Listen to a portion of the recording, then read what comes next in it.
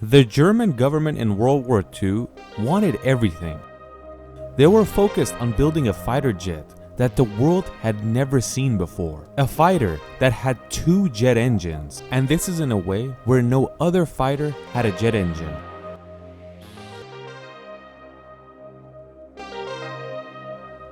So before the war started, they were already focused on building the best supplies, especially a fighter jet.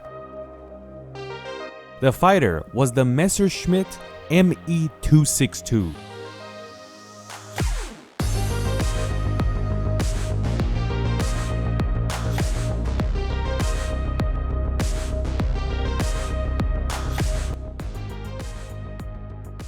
We first have to begin from World War I, where Germany was defeated and they were forced to sign the Treaty of Versailles. One of the rules that Germany had to follow from then on was that they could not improve piston engines anymore. The German engineers said, okay, we're not going to work on piston engines anymore. That is why they focused on 2 other types of engines: jet engines and rocket engines. And none of these are piston engines, so they weren't breaking their contract. Because of the rules that were set on the German engineers, they basically got a head start on rocket engines and jet engines. They built the first aircraft with a jet engine on it, HE-178, that flew for the very first time in 1939. And it's also good to know that they built the first rocket in 1944, called the V-2 rocket. This is the first successful rocket or missile in the world, but this video is not about this. We want to talk about Me-262. In 1938, before the war started, there was an engineer by the name of Willy Messerschmitt, and he starts an aircraft company by the name of Messerschmitt. Willy's main goal with this company was to take military aircraft that the army uses and put jet engines on them and create an aircraft that basically makes the German Air Force superior to the enemy.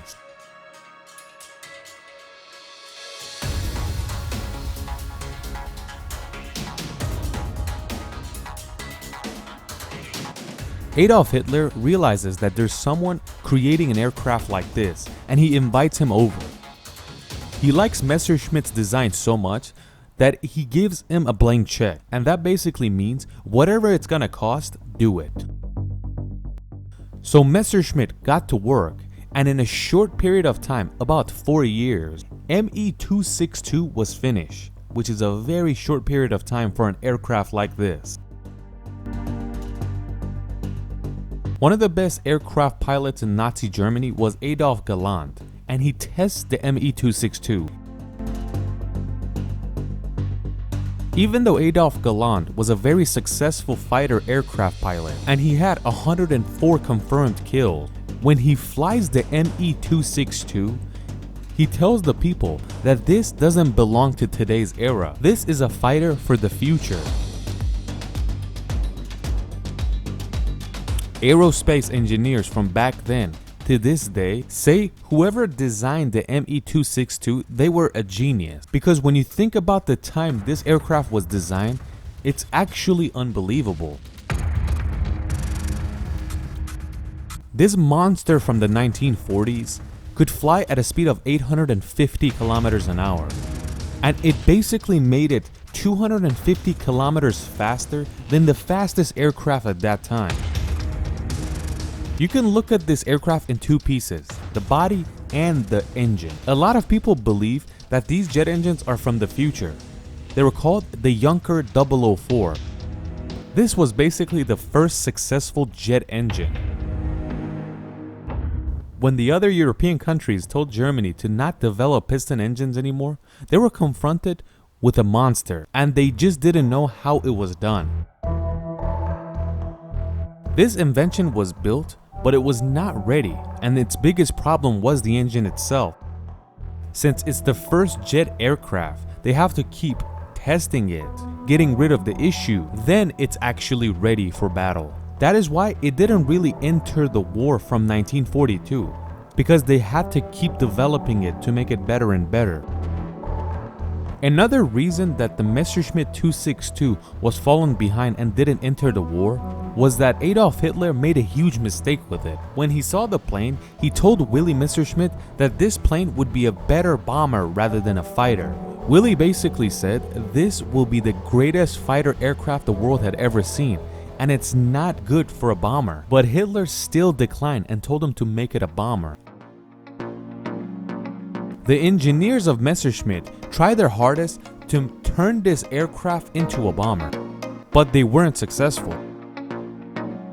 When Hitler realizes that they couldn't turn this into a bomber, he gets angry and basically cancels the entire program. But when Hitler canceled it, over 1,400 Me-262s have been built. So that's why they decide to give these planes to the Air Force so they can use it in battle. But at this point of the war, most of the elite pilots that Germany had were dead and no longer around. And you could say the most available pilots at that time were young, inexperienced pilots. These inexperienced pilots and this engineering marvel were no good match. It's kind of like putting a 16-year-old behind a Formula 1 car wheel and tell him to race against these professionals. It's set up for disaster.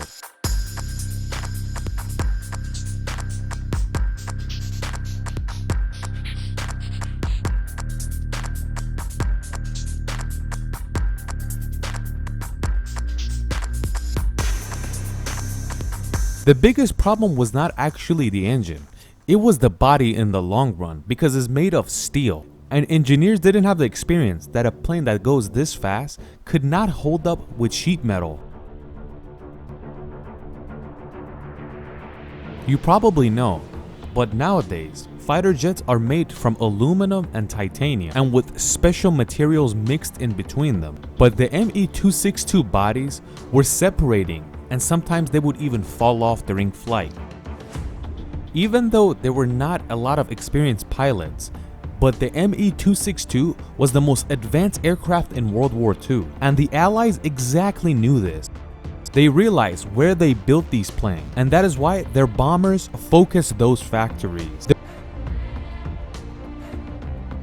The Russians would attack from the east, and the Americans and the British would attack from the west. The most amount of destroyed Me-262 were on the runway and the factories. Hitler made a huge mistake because the Me-262 was ready at a time where they were losing on both fronts.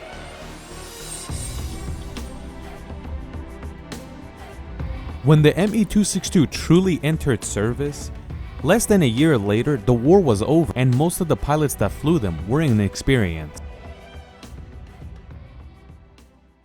Even though it was the most advanced aircraft at the time, but it couldn't really make a difference in the war because it was very late. April 1945, Berlin falls and the war is over.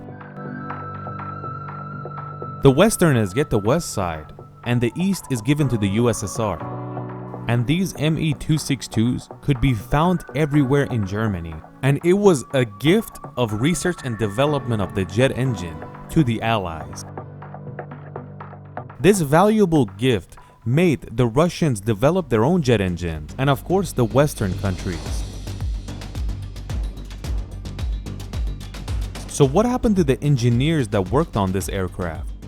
The only guy they arrested was William Messerschmitt because of using slavery and being part of the Nazi regime.